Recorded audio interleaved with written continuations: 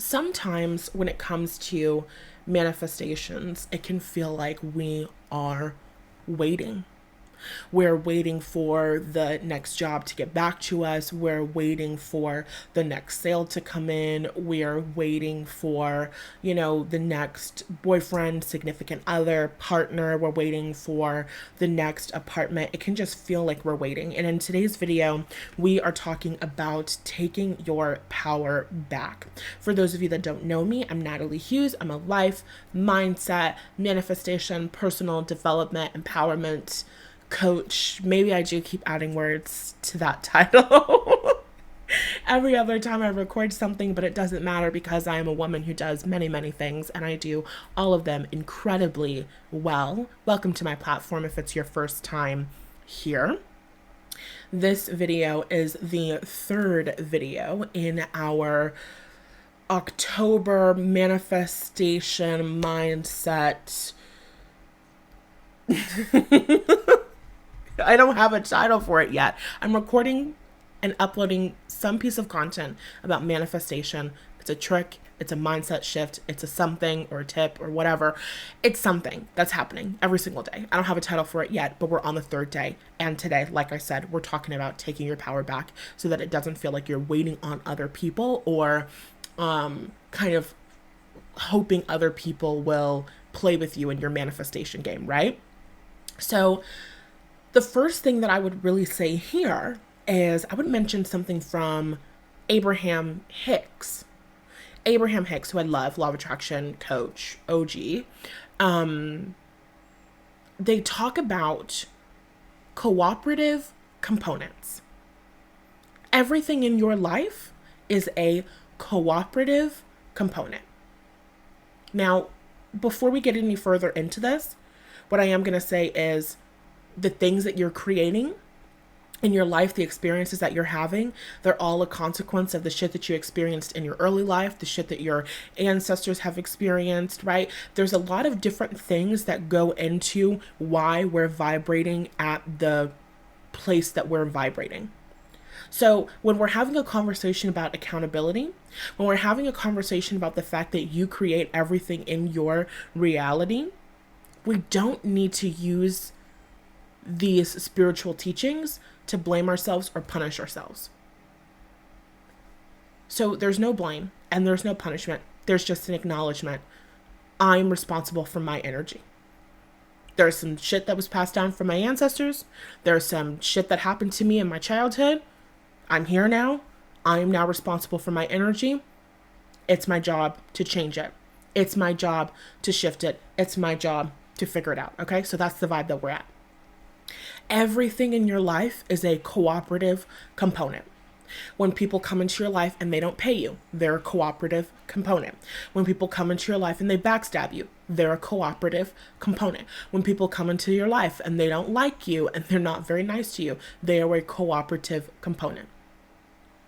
These cooperative components, these people, these events, these circumstances, these situations, they are all reflecting things back to us. They're reflecting the stories we tell ourselves about who we are, how we get to be treated, how life is for us. If we want to take responsibility for our life, we've got to understand what is being reflected back to us moment by moment by moment. We've also got to understand how to shift it, how to change what we're vibrating at so that better feeling things will be reflected back to us. So we're having this conversation about taking your power back because you're not waiting on the right company and the right job to pick you and decide that you are hired. You're not waiting on the right apartment complex to approve your application. You're not waiting on the right guy to pick you and decide that he wants to be in a serious relationship with you. You're not waiting for other people to come in and tell you that you get to have what you want and desire. When you take your power back, when you decide how life gets to be for you, and you choose to be, you're like exclusively available to be in the vibration of your desire, you must attract cooperative components that bring that story to life, so to speak. It just has to happen because it's the way that the world works.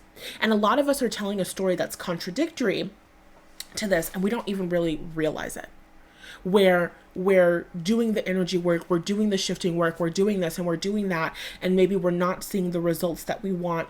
And it can kind of feel like, why isn't the universe giving me what I desire? Why isn't the universe delivering me what I want? It's not working. But that's not really the relationship dynamic at all. The universe is only reflecting back your thoughts and your feelings and your vibe and your blah, blah, blah, blah, blah. You're not fighting against your reality. You're not fighting to convince people to pay you. The reason why you're surrounded by people who don't want to pay you is because some way, somehow, you're telling a story that people don't want to pay you. That's it. You want to get a new experience, you tell a new story. And how to tell new stories, how to release old experiences, how to process the pain of the past. These are all skills that you develop along your way. If you don't know how to do these things, I've got a whole bunch of fucking programs, meditations, and all that good stuff that you can find in the description box. Okay, so you're changing your energy. And when you change your energy, your reality must shift. It might take a second, it might take a moment, but your reality must shift. So when it comes back to taking your power back, this means your relationship with your goals and even with other people really changes. You no longer have to have an experience where you think that you have to be liked by everyone because if this person doesn't like you, then you're not going to get the job that you wanted. Like, that's not the experience that you have to have. You don't have to have the experience where, yeah, I feel like that's good. I feel like that's a good enough example. It's like, that doesn't have to be your life experience. You get to be the person who decides people are coming in and people are paying me and all of these good, amazing, great things are happening and I'm growing and I'm expanding and I'm getting what I want and I'm getting what I desire and it's all showing up for me. It's all showing up in my life. Look at all of these amazing things that are manifesting. Look at all of my desires manifesting. Look at all of these cooperative components that are coming together. Look at all of these people and places and things that are coming together so that I can get my desires. That actually makes me feel really special. It actually makes me feel very important. It actually makes me feel very significant. I love being the creator of my own reality.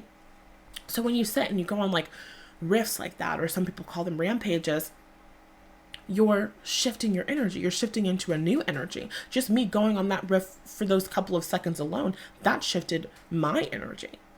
I could feel my energy shifting and changing. I could feel my feelings changing and shifting. So what's the point?